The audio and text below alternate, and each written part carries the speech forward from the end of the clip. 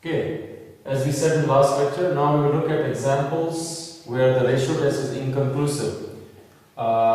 When you want to think about the inconclusivity of ratio tests, there are two very standard examples you should keep in mind. You have this series,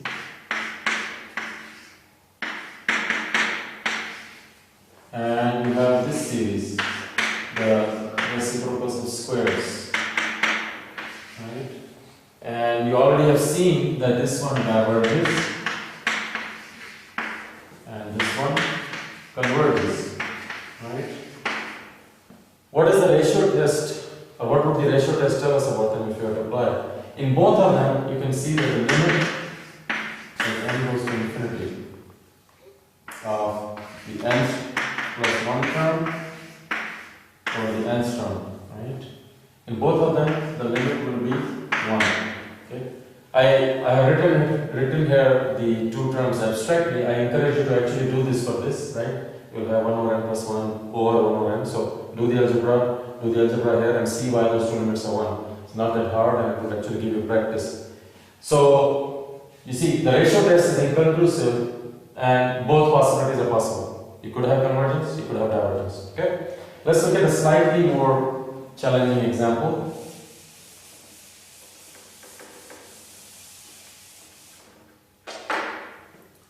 Let's look at this series. This is an alternating series, okay?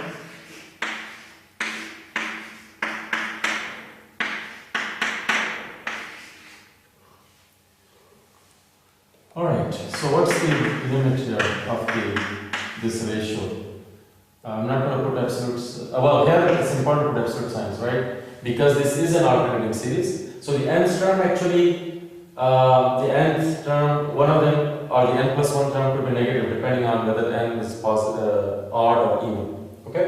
But when we put the absolute sign, this minus ones will get erased. So you will have the ratio of n plus 1 over n plus 2 times n plus 1 over n.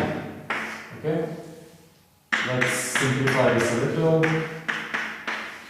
So move this all to the square root as under 1 square root times n plus 1 over n plus 2. And you might remember from your limit laws that you learned in calculus 1 that the limit of a product exists if the limit of the individual terms exists. Okay? So this limit is 1, right? And this limit is 1. You can see that. So this is square root of 1 times 1 is 1. Okay?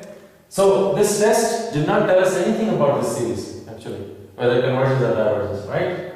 So how would we attack this series? So that's something I want you to think about. It's an alternating series, so perhaps some of the material we have learned about alternating series could be useful here. And I want you to look at it, try it yourself, and then we will look at it in the class. And that finishes our topic of ratio test from this section. We still have to talk about the root test, and that will be in the next lecture.